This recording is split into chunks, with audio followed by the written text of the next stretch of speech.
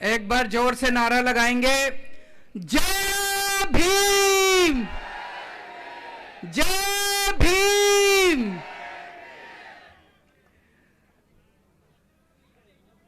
आज तक आपके इलाके में कभी पिछले 27 साल से यहां पे बीजेपी की सरकार है, कभी कोई बीजेपी का नेता आया आपके यहां पे? कभी कोई मुख्यमंत्री आया? कभी कोई मंत्री आया? आज आम आदमी पार्टी के दो मुख्यमंत्री आपके बीच में आए हैं। तो मौसम बदल रहा है। अब पुराना जमाना जाने वाला है, नया जमाना आने वाला है। सबसे पहले मेरे पास एक चिट्ठी भेजी है अभी कुछ बच्चों ने। इन्होंने लिखा है, श्रीमान केजरीवाल जी, दलित छात्रों के द्वारा चल रही लाइब्रेरी में आपका स्वागत है। ये लाइब्रेरी का नामकरण आपके द्वारा प्रस्थापित हो, ऐसी छात्र मैं जरूर करूंगा।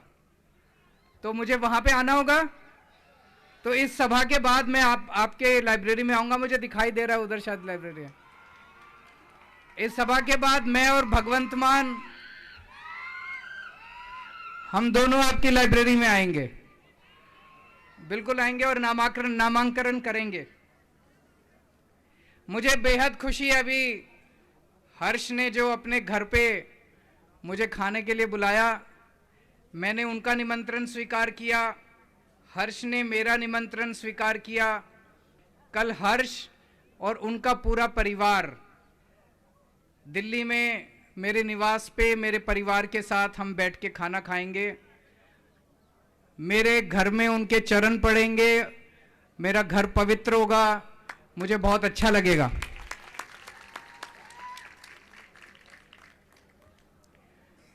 आप अगर किसी भी कांग्रेस नेता के दफ्तर में अगर गए हो, उनके दफ्तर में किसकी तस्वीर मिलती है? एक सोनिया गांधी की, एक राहुल गांधी की। आप अगर किसी भी बीजेपी वाले के दफ्तर में गए हो, वहां किसकी तस्वीर मिलती है? प्रधानमंत्री श्री नरेंद्र मोदी जी की। आप अगर किसी भी आम आदमी पार्टी वाले के दफ्तर में जाओ, वहां किसकी तस्वीर मिलती है? वहां केजरीवाल की तस्वीर नहीं मिलती, वहां भगवंत मान की तस्वीर नहीं मिलती, वहां बाबा साहब अंबेडकर की तस्वीर मिलती है।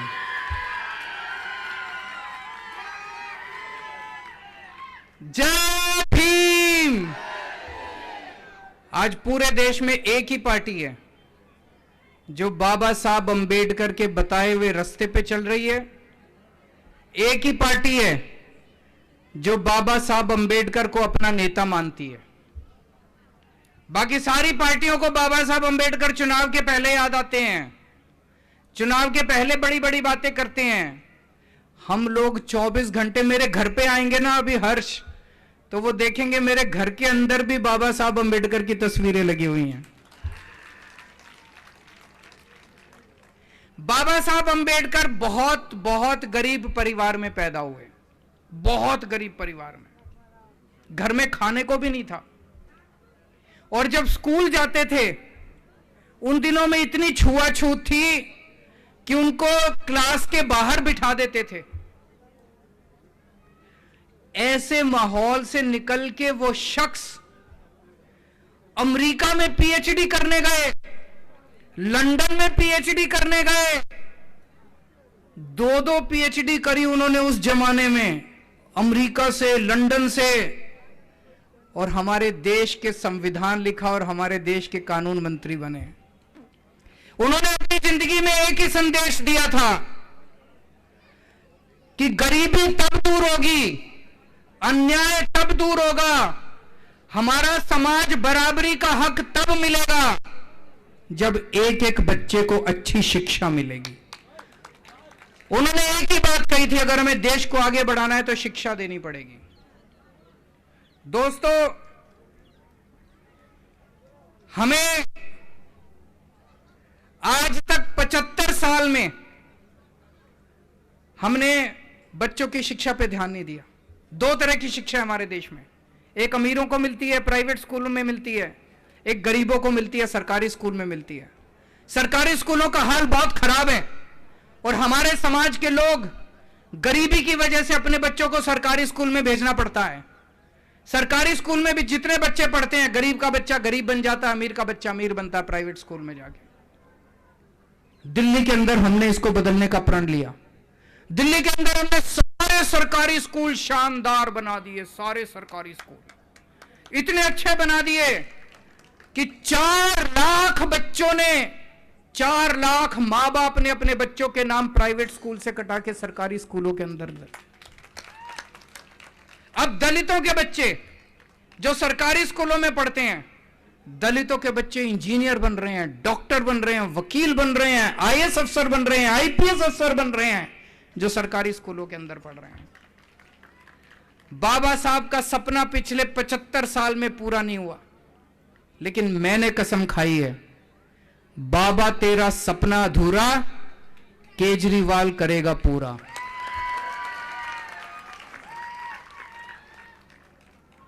दिल्ली के सरकारी स्कूल अच्छे करें, अब पंजाब के सरकारी स्कूल अच्छे कर रहे हैं। एक मौका गुजरात के अंदर दे दो, आपके सारे सरकारी स्कूल शानदार बना दूंगा, आपके बच्चों का भविष्य बना दूंगा। मेरे को राजनीति करनी नहीं आती। राजनीति मतलब मेरे को गुंडागर्दी करनी नहीं आती, मेरे को पैसे खाने नहीं आते, ईमानदार आदमी हूं, राष्ट्रभक्त देशभक्त आदमी हूं। मेरे को गुंडागर्दी भ्रष्टाचार करना नहीं आता, मेरे को स्कूल बनाने आते हैं। मैं आपके बच्चों का भविष्य बना दूंगा, ये मेरी गारंटी देके जा रहा हूं। आज मैं एक मौका दे दो, आपके बच्चों को अच्छी शिक्षा दूंगा, आपके बच्चों को रोजगार दूंगा, ये मेरी गारंटी है। 5 साल का एक मौका दे दो। इनको 27 साल आपने दिए, मैं एक मौका मांगने आया हूं। आज आप महंगाई की वजह से परेशान हैं हम सब लोग। हमें मौका मिलेगा, आपको महंगाई से छुटकारा दिलाएंगे, आपकी बिजली मुफ्त करेंगे। होनी चाहिए कि नहीं होनी चाहिए बिजली मुफ्त? दिल्ली में हर परिवार को बिजली मुफ्त मिलती है, 24 घंटे मिलती है और मुफ्त मिलती है। पंजाब में भी हमने बिजली मुफ्त कर दी, 24 घंटे और मुफ्त बिजली कर दी। गुजरात के लोगों को भी बिजली मुफ्त देंगे, आपको महंगाई से छुटकारा दिलाएंगे। आपके स्कूल अच्छे करेंगे, सरकारी स्कूल अच्छे कर दिए। एक एक बच्चे पे, प्राइवेट स्कूल में पढ़ाते हो, एक एक बच्चे पे कम से कम 2-2 हजार रुपए, 3-3 हजार रुपए तो प्राइवेट स्कूल में खर्चा आ जाता है। अगर 3 बच्चे भी पढ़ रहे हैं तो 10,000 रुपए महीना प्राइवेट स्कूल में खर्च होता है। सरकारी स्कूल इतने शानदार कर देंगे कि आपको अपने बच्चों को प्राइवेट में नहीं पढ़ाना पड़ेगा, आपके पैसे बचेंगे। दिल्ली में हमने सबका इलाज मुफ्त कर दिया। सरकारी अस्पतालों में सारे लोगों का इलाज मुफ्त कर दिया, चाहे अमीर हो चाहे गरीब हो, आपको चाहे छोटी बीमारी हो चाहे बड़ी बीमारी हो। 10 लाख रुपए, 20 लाख रुपए का भी खर्चा आएगा, सारी दवाइयां मुफ्त, सारे टेस्ट मुफ्त, ऑपरेशन मुफ्त, सर्जरी मुफ्त, सब कुछ सरकार करवाती है, सारा इलाज मुफ्त होता है। गुजरात के अंदर होना चाहिए कि नहीं होना चाहिए? गुजरात के अंदर भी कर देंगे। जितनी बातें मैं बोल रहा हूं, मैं सारी दिल्ली में करके आया हूं, पंजाब में अब करनी चालू कर दी है। मैं झूठ नहीं बोल रहा, मैं चुनावी वादे नहीं कर रहा। हमारा एक सपना है कि पूरे देश के अंदर लोगों को अच्छी शिक्षा मिले, पूरे देश के अंदर लोगों को अच्छा इलाज मिले, फ्री में मिले। ये एक आम आदमी का अधिकार है, लेकिन आज तक किसी ने उसको दिया नहीं है। हर महिला को हर महीने 1000 रुपए देंगे, मिलना चाहिए कि नहीं मिलना चाहिए? ये जितनी महिलाएं हाथ खड़े करके बताएं कि 1000 रुपए महीना महिलाओं को मिलना चाहिए कि नहीं मिलना चाहिए? ये जितने बीजेपी वाले हैं कहते हैं महिलाओं को पैसा नहीं मिलना चाहिए, इनको पता नहीं महिलाओं से क्या छिड़े। हर महीने हर महिला को 1000 रुपए देंगे, बेरोजगारी दूर करेंगे। ऊपर किसी ने दिखाया था बेरोजगार बच्चे बेरोजगार हैं। 10 लाख सरकारी नौकरियां निकालेंगे, इसका पूरा प्लानिंग हमने की हुई है। 10 लाख। दिल्ली में पिछले 5 साल में मैंने 12 लाख बच्चों को रोजगार दिलवाया है, 12 लाख बच्चों को। पिछले 6 महीने में भगवंत मान ने 20,000 बच्चों को नौकरी दी है। गुजरात में 5 साल के अंदर 10 लाख सरकारी नौकरी निकालेंगे। पूरी हम लोगों ने प्लानिंग की हुई है। आपके बच्चों को रोजगार देंगे, आपको महंगाई से थोड़ी सी राहत दिलाएंगे। अभी कई सारे प्रश्न आए। एक प्रश्न था कि बहुत सालों से भर्ती नहीं हुई है, और दूसरे प्रश्न में था कि कई सारी पोस्टें, कर्मचारी बहुत कम है, 1250 कर्मचारी किसी ने बताया कि कुल हैं। तो पोस्टें नहीं क्रिएट नहीं की गई और भर्ती हुई नहीं है, और जबकि पॉपुलेशन बढ़ती गई। तो बहुत सारी नई पोस्ट क्रिएट करने की जरूरत है। सफाई विभाग के अंदर बहुत सारी नई भर्तियां की जाएंगी, बहुत सारी पोस्टें बढ़ाई जाएंगी और बहुत सारे लोगों को नौकरी दिलवाई जाएगी। एक किसी का आया कि पेपर फटते हैं, पेपर फूटते हैं। ये गुजरात में ही फूटते हैं, दिल्ली में नहीं फूटते, पंजाब में भी नहीं फूटते। गुजरात में क्यों फूटते हैं? क्योंकि इसमें इनके नेता शामिल हैं। अभी तक जितने पेपर फूटे, किसी भी पेपर में कोई जेल नहीं गया। छोटे मोटे लोगों को जेल डाल देते हैं, लेकिन जो मास्टरमाइंड पेपर फोड़ते हैं उनको जेल में नहीं डालते। आम आदमी पार्टी की सरकार बनेगी, 2015 के बाद जितने पेपर फूटे हैं सबकी दोबारा जांच कराएंगे और को जेल भेजेंगे। जिन्होंने हमारे बच्चों का भविष्य खराब किया, इनके नेताओं को जेल भेजेंगे, कानून लेके आएंगे।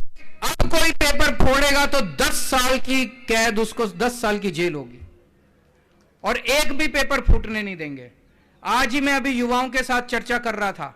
हमने पूरी अपनी अगले साल की, 1 साल की, कि भर्ती का कैलेंडर क्या होगा।